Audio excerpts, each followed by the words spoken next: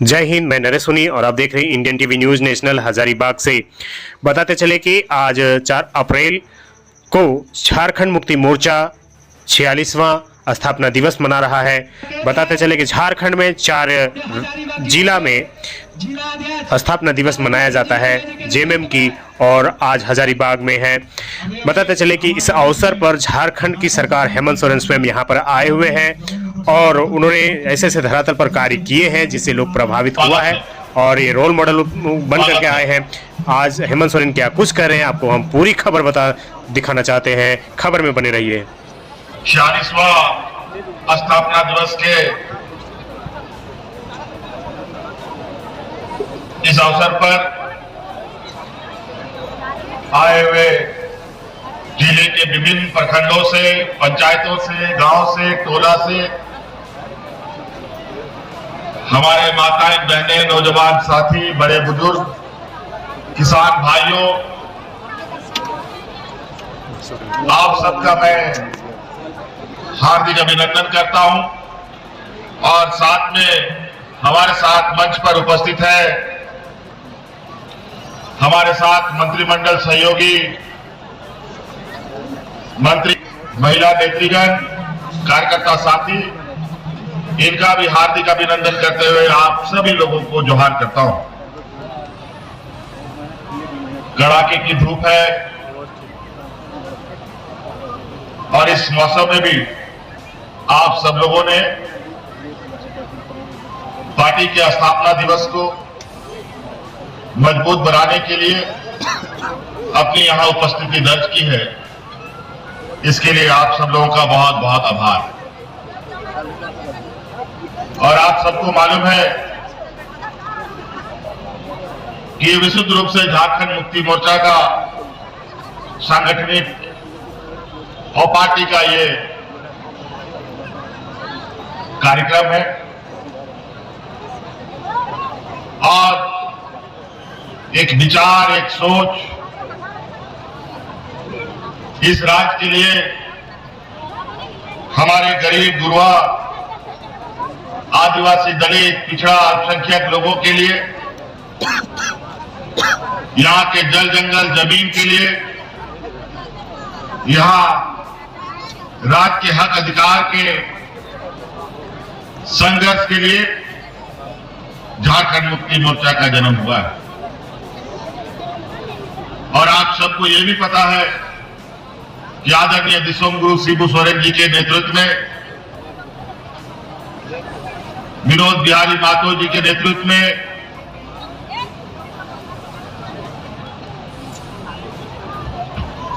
शहीद निर्मल महतो जी के नेतृत्व में राज अलग करने की एक लंबी संघर्ष इस राज्य में हुई। 40-45 बरस के बाद, और इस लंबी संघर्ष में हमारे अनेक लोग शहीद भी हो गए, अनेक माताओं के मांग से सिंदूर उजड़ गया, अनेक नौजवान अनाथ हो गए।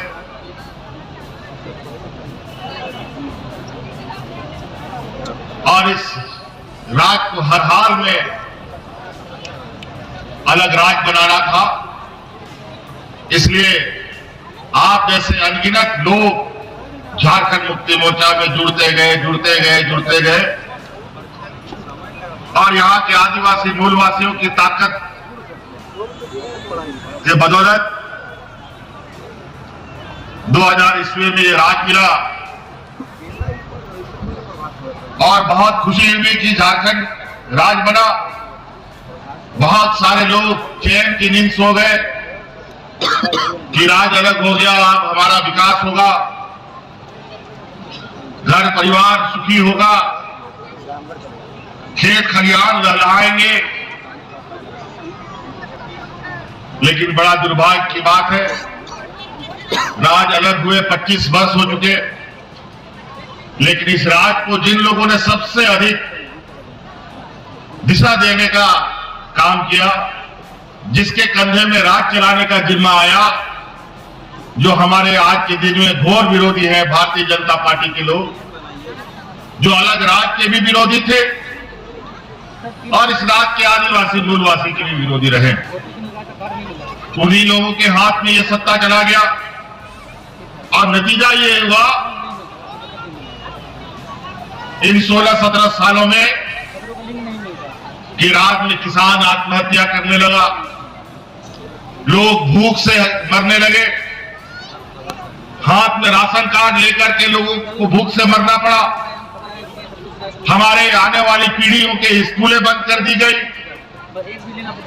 अनेकों ऐसे अमानवीय अत्याचार इस राज्य में बढ़ा कि चारों तरफ आज इनके सरकारों में रही। आखिरकार चलते चलते जब इस राज्य में डबल इंजन की सरकार रही, उसने तो इतना ज्यादा इस राज्य में अत्याचार कर दिया, इतना सांप्रदायिक उन्माद फैला दिया कि राज्य के अंदर लोगों को घर से निकलना मुश्किल हो। पूरा राज्य त्राहिमाम करने लगा। अंतोगत्वा झारखंड मुक्ति मोर्चा अपने संकल्पित वादों के साथ इस राज्य के साथ खड़ा रहा। इतना बुरा हालत राज्य का देखकर हम लोगों ने फिर से कसम खाया, जैसे आदरणीय दिसुम गुरु ने राज्य अलग करने का संकल्प लिया, हम लोगों ने भी यह संकल्प लिया, अब इस डबल इंजन की सरकार को इस राज्य से उखाड़ फेंकना। फिर हमने पूरे राज्य में गांव पंचायत ब्लॉक लोगों को एकत्रित करना प्रारंभ किया। फिर 2019 में आप लोगों के आशीर्वाद से, आप लोगों के सहयोग से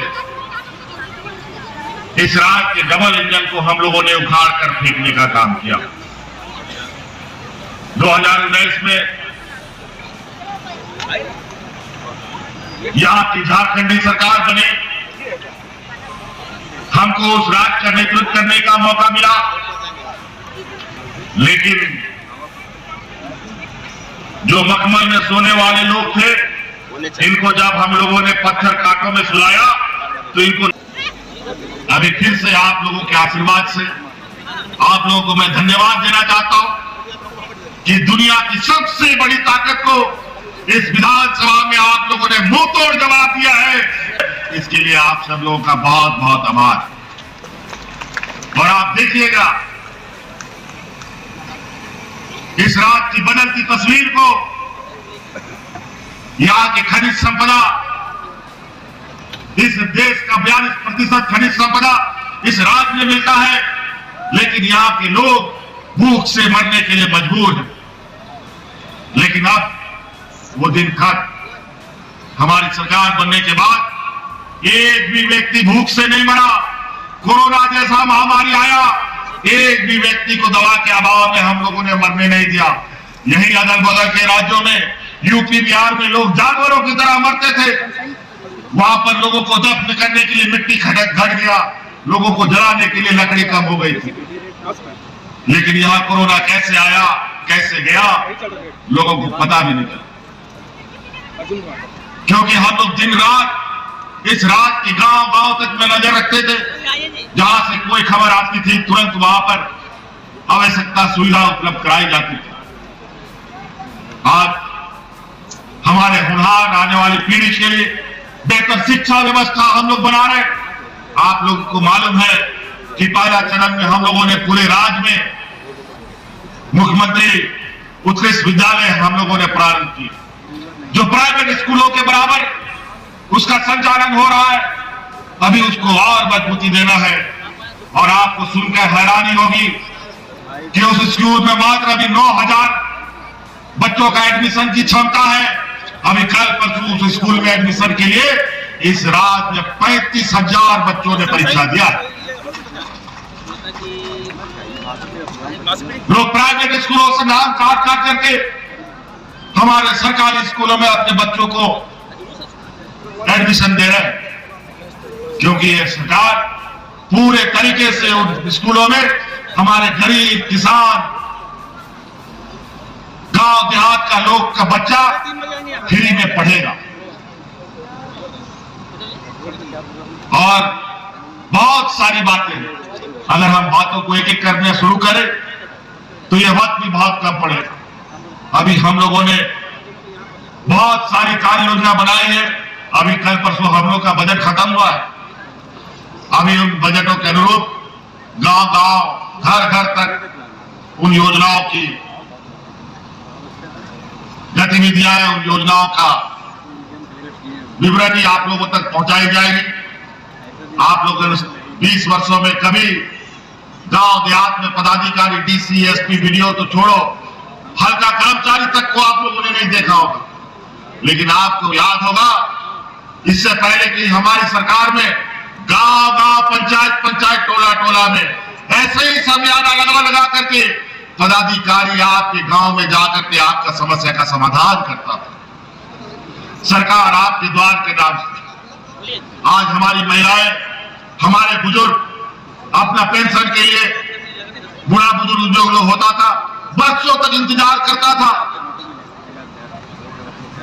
अनेक दलालों के चक्कर में 500,000 रुपया का घूस भी देता था कि हमारा वृद्धा पेंशन का कार्ड बनवा दो, लेकिन बेचारा बुढ़ा मर भी जाता था लेकिन पेंशन नहीं मिलता था, ना कार्ड बनता था। आपकी सरकार बनी, हमने कानून बना दिया, इस राज्य में कोई बूढ़ा बुजुर्ग बिना पेंशन का कोई नहीं रहेगा। सबको आज बूढ़ा बुजुर्ग को पेंशन गांव में मिलता है। मिलता है कि नहीं मिलता है बताओ? आज डिग्री लगा के ढूंढोगे बूढ़ा बुजुर्ग लोग को तो पेंशन बिना पेंशन का नहीं मिलेगा। 60 वर्ष का कोई बुजुर्ग होगा, उसका 8 का कार्ड नहीं बनाएगा, उसका शिकायत करो, उसका दूसरे दिन नौकरी में चला जाएगा। बताएं। और महिलाओं के लिए तो उसमें भी कम कर दिए, उनका तो 60 साल से घटा के 50 साल कर दिए। वो 50 साल की हो जाएगी, उसी दिन से उसका पेंशन हो जाएगा। अभी थोड़ा सा लोगों में कम बेसी का भाव आता है, किसी को 1000 मिल रहा है, किसी को 2500 रुपये मिल रहा है। चिंता मत करो, हम संसाधन जुगाड़ कर रहे हैं, आप साथ दीजिए। आने वाला समय में हमने जो वादा किया इससे पहले, सभी वादा हमें याद है, और ये सभी जो असमानताएं हैं उनको समान रूप से कैसे हो, ये व्यवस्था भी हम लोग करेंगे। तो बहुत सारी चीजें तो मुख्य उद्देश्य रहा हमारे बड़े भाई संजीव बेदिया जी का, जो मार्गदर्शक और प्रेरणा मिला हमको। पूरा ताकत के साथ मैं अपने सारे समर्थक के साथ जुड़ा। अच्छा, हजारीबाग जिले की अगर बात संगठन को मजबूत करने में क्या करते हैं? नजरिया अलग है, बहुत मजबूत है। सिर्फ एक किसान की आवश्यकता था, जो हमारे हजारीबाग जिला में बड़े भाई संजीव बेदिया जी ऐसे किसान मिले हैं जो हजारीबाग को अब सींचेंगे, और बाकी शीर्ष नेता लोग तो कहना ही नहीं है, उनका कोई जवाब ही नहीं है। जेएमएम की मैया सम्मान योजना पे क्या कहेंगे? क्या वही कारण रहा कि बहुत लोग ज्वाइन कर रहे हैं? ये वो भी एक कारण है। देखिए, हर माताओं का 1500 रुपया के लिए तड़पती थी। कुछ भी उनका जरूरत का सामान खरीदने के लिए इतना लाचार गरीब भी लोग हैं जो नहीं पूरा कर पाता था।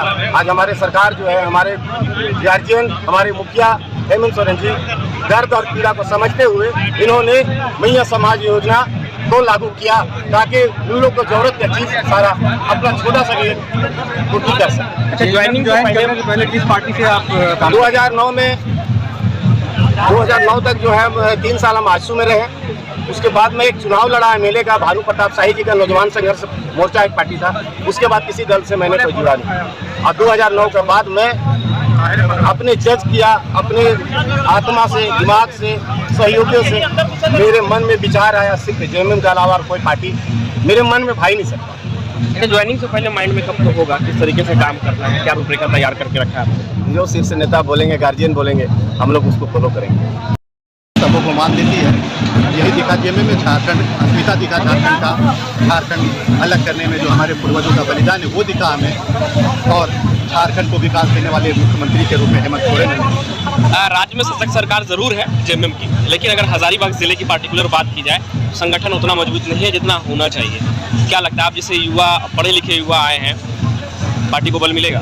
एकदम निश्चित तौर पर पार्टी को बल मिलेगा और पार्टी को बल देने के लिए हमें लाया गया। मैं खुद पार्टी में आया हूँ ताकि झारखंड मुक्ति मोर्चा का जो हजारीबाग विधानसभा हो या हजारीबाग लोकसभा क्षेत्र के कई विधानसभा क्षेत्रों में जो सीटें नहीं मिल पाई है, उन सीटों पर झारखंड मुक्ति मोर्चा आने वाले दिनों में अपना दबदबा कायम करेगा। कुछ तो ड्राफ्टिंग किए होंगे पहले से, किस तरीके से संगठन को मजबूत करना है, क्योंकि अगर हजारीबाग जिले की बात की जाए तो बरही प्रखंड है, बरकट्ठा प्रखंड है, और अगर बात लोकसभा की बात की जाए तो रामगढ़ बेस में इंक्लूड है। ऐसे में क्या रूपरेखा तैयार किया आपने कि किस तरीके से संगठन के लिए समर्पित होकर के काम देखिए, करना? मैं एक बात बता दूं आपको कि झारखंड मुक्ति मोर्चा ने कभी भी जाति की राजनीति नहीं की है। झारखंड मुक्ति मोर्चा हमेशा जमात की काम करते आई है और झारखंड मुक्ति मोर्चा हमेशा से जमात की बात भी करते आई है। तो मैंने इस पार्टी को जो ज्वाइन किया है, इसके पीछे एक ही उद्देश्य है कि झारखंड मुक्ति मोर्चा की सरकार के द्वारा जो योजनाएं चलाई जा रही है, झारखंडियों के हितों में जो योजनाएं चलाई जा रही है, वे प्रत्येक झारखंडियों तक पहुँचे और उसे लेने में किसी को दिक्कत हो।